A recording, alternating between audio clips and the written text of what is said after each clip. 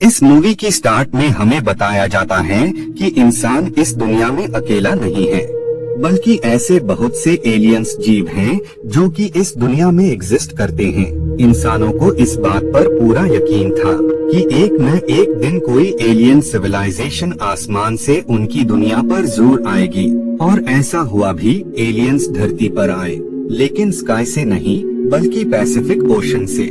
Pacific ocean में एक ऐसा दरवाजा है जिसकी हेल्प से दूसरी दुनिया के जीव इस दुनिया में आ सकते थे। उसी दुनिया से एक बहुत ही विशाल जीव इस दुनिया में आ जाता है जो कि इंसानों पर हमला करने लगता है।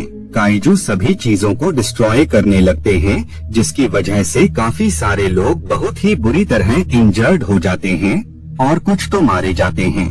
बाद में आर्मी के लोग उस काइजू को मार देते हैं, लेकिन उस जीव के मरने के बाद उसी जैसे और भी बहुत सारे काइजू वहाँ पर आने लगे, जिस वजह से इंसानों को इतने सारे जायंट्स को खत्म करने में काफी ज्यादा प्रॉब्लम होने लगी। इसी प्रॉब्लम के सल्यूशन के लिए सभी कंट्रीज के इंसानों ने एक साथ मिलकर ऐसी टेक्नोलॉजी बनाने का डिसाइड किया जिससे उन विशाल जीवों को खत्म किया जा सके।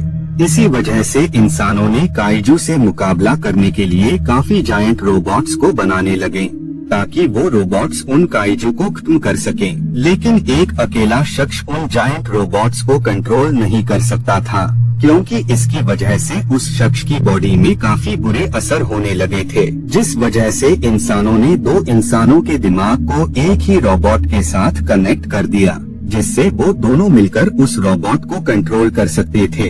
इंसानों का ये तरीका बेहद ही शानदार था, क्योंकि इसकी वजह से इंसानों ने कई सारे काइजू को खत्म कर दिया होता है।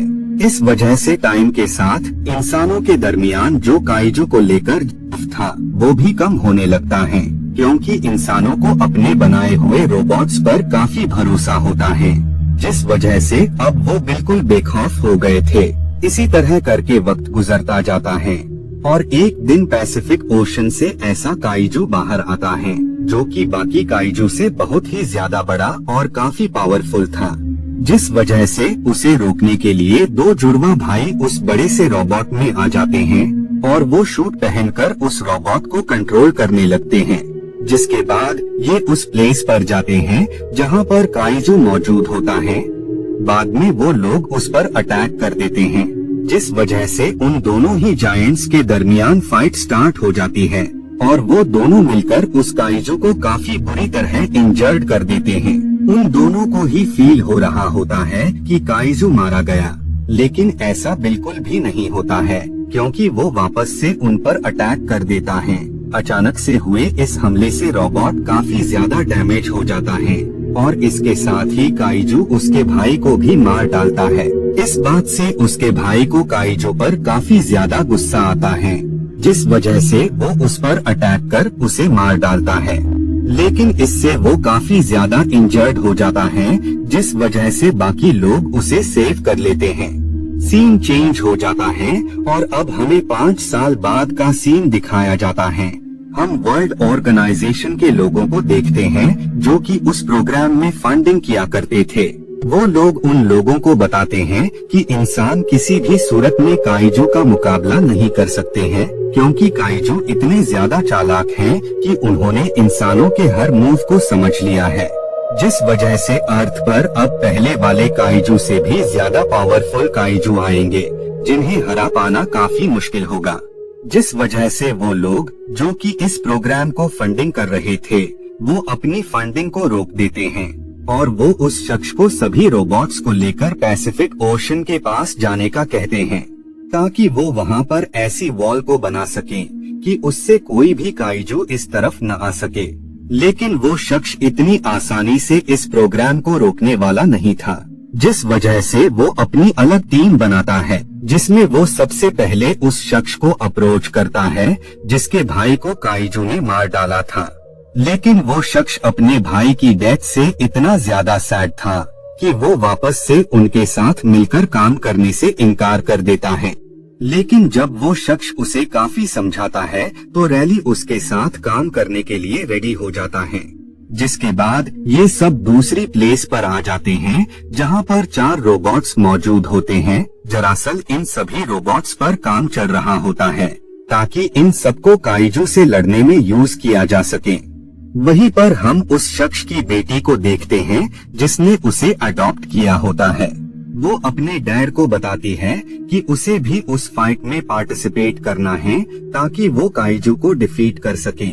लेकिन वो शख्स इसके लिए राजी नहीं होता है क्योंकि उसे लगता था कि उसकी बेटी अभी उतनी परफेक्ट नहीं बनी है कि वो काइजू को डिफीट। इधर रैली ट्रेनिंग कर रहा होता है और वो उसमें सब लोगों को हरा देता है।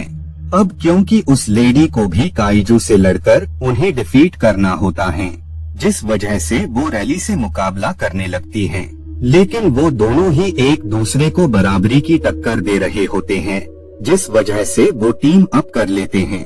जिसके बाद इन दोनों के माइंड को जोड़ दिया जाता है जिससे वो रोबोट को कंट्रोल कर सकते हैं। लेकिन उसी दौरान रैली अपने अतीत की यादों में चला जाता है जब काइजू ने उसके भाई को मार डाला था। लेकिन जल्द ही वो वापस अपने सेंसेस में आ जाता है। वहीं पर हम उस लेडी को देखते हैं, वो भी अपने अतीत में आ गई होती है जब काइजू ने उसके पेरेंट्स को मार डाला था। इधर प्रेजेंट में वो लेडी रोबोट के एक वेपन को एक्टिवेट कर देती है। अब क्योंकि वो अपने सेंसेस में नहीं होती है, जिस वजह से वो वेपन को एक्टिवेट कर देती है। ये देखकर सभी लोग काफी डर जाते हैं, जिस वजह से वो ऑफिसर पावर सप्लाई को ही बंद कर देता है, जिससे वो रोबोट बंद हो जाता है। इधर हम एक साइंटिस्ट को देखते हैं जो कि काइजू के दिमाग को अपने दिमाग से कनेक्ट कर लेता है, जिस वजह से वो उस प्लेस पर आ जाता है जहाँ पर काफी सारे काइजू मौजूद होते हैं। और वहीं पर वो एलियंस को भी देखता है जो कि काइजू को बना रहे होते हैं। बाद में वो साइंटिस्ट उसे बताता है कि असल में ये काइजू काफी वक्त पहले से धरती पर थे, जब इंसान का कोई भी वजूद नहीं था।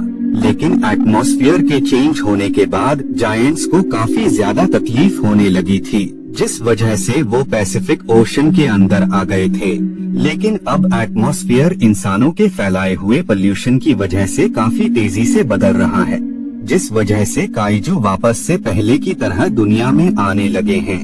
बाद में उन्हें डिवाइस की हेल्प से पता लग जाता है कि पैसिफिक ओशन से एक और काइजू बाहर आ गया है, जिस वजह से उसे रोकने 2 रोबोट्स जाते हैं। लेकिन वो काइजू पहले वाले सभी काइजू से बहुत ही ज्यादा पावरफुल था, जिस वजह से वो दोनों ही रोबोट्स यहाँ पर हारते हुए नजर आ रहे होते हैं। और बाद में काइजू उन रोबोट्स को डिस्ट्रॉय कर देता है।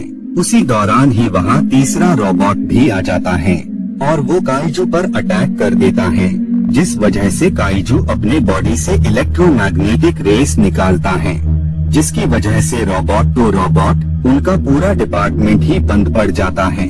जिस वजह से रैली उस शख्स को काफी समझाता है कि वो उस लेडी को अपनी पार्टनर चुनकर काइजू से लड़ने वहाँ पर जाना चाहता है। अब क्योंकि वो काफी रिक्वेस्ट करता है, जिस वजह से वो शख्स उसे वहाँ पर जाने की इजाजत दे देता है।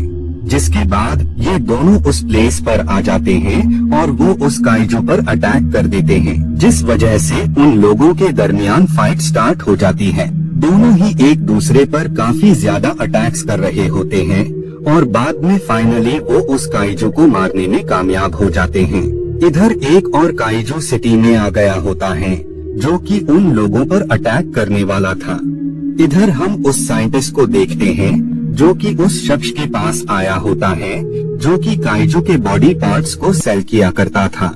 वो साइंटिस्ट उसके पास से काइजू का ब्रेन लेने आया था ताकि वो उसके दिमाग के जरिए काइजू के बारे में और भी ज्यादा जान सके, क्योंकि उसके पास जो काइजू का दिमाग होता है वो डेड हो गया था।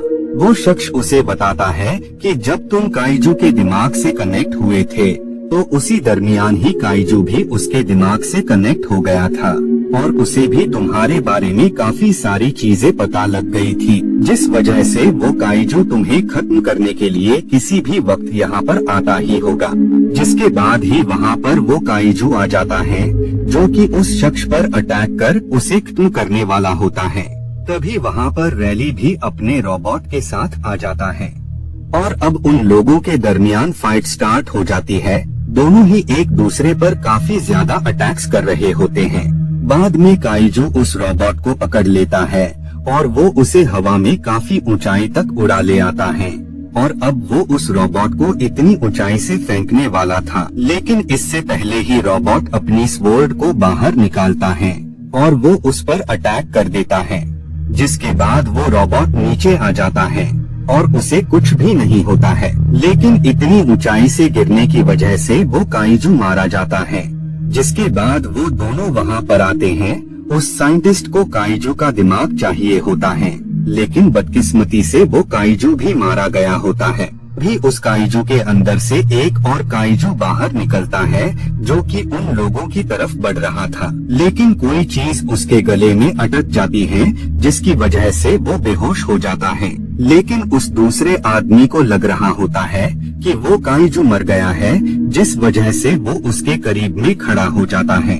तभी उसी दौरान ही काइजू उस शख्स को पकड़कर उसे खा लेता है। इधर वो शख्स डिसाइड करता है कि वो उस डोर को ही डिस्ट्रॉय कर देंगे, जिस डोर की हेल्प से वो जीव अपनी दुनिया से इस दुनिया में आते थे। अपने इसी प्लान के साथ वो लोग वहाँ पर आ जाते हैं। इधर वो साइंटिस्ट काइजू के दिमाग से जुड़कर इस बात का पता लगा लेता है कि वो लोग उस डोर को डिस्ट्रॉय नहीं कर सकते हैं, क्योंकि वो डोर सिर्फ और सिर्फ काइजू के लिए ही ओपन होता है, किसी और के लिए नहीं। लेकिन इससे पहले कि साइंटिस्ट उन्हें कुछ बता पाता, उससे पहले ही वहाँ पर काइजू आ जाते हैं, जो कि उन पर अटैक कर देते हैं, जिस वजह से उन लोगों के दरमियान फाइट स्टार्ट हो जाती है। दोनों ही एक दूसरे पर काफी ज्यादा अटैक्स कर रहे होते हैं। बाद में रैली का रोबोट उस काइजू को मार देता है। इधर वो काइजू उस पर काफी ज्यादा अटैक्स करने लगता है और वो उनके रोबोट को काफी ज्यादा डैमेज कर देता है। बाद में काइजू अपने बाकी साथियों को भी वहाँ पर बुला लेता है, लेकिन इससे पहले कि वो काइजू उसे कुछ करते, उससे पहले ही वो अपने रोबोट को डिस्ट्रॉय कर देते हैं, जिससे वो लोग भी मारे जाते हैं। ये देखकर रैली उस दूसरे काइजू पर अटैक कर देता है और वो उसे काफी बुरी तरह इंजर्ड कर देता है। उसी दौरान ही वहाँ पर वो काइजू आ जाता है, जो कि उस हमले में सरवाइव कर गया था। वो लोग उस पर अटैक कर देते हैं और बाद में वो उसे लेकर उसी डोर की तरफ कूद जाते हैं। बाद में रैली उस रोबोट को डिस्ट्रॉय कर देता है, जिससे वो सब काइजू मारे जाते हैं। लेकिन उस हमले से ये लोग खुद को सरवाइव कर लेते हैं और इसी के साथ ये मूवी यहीं पर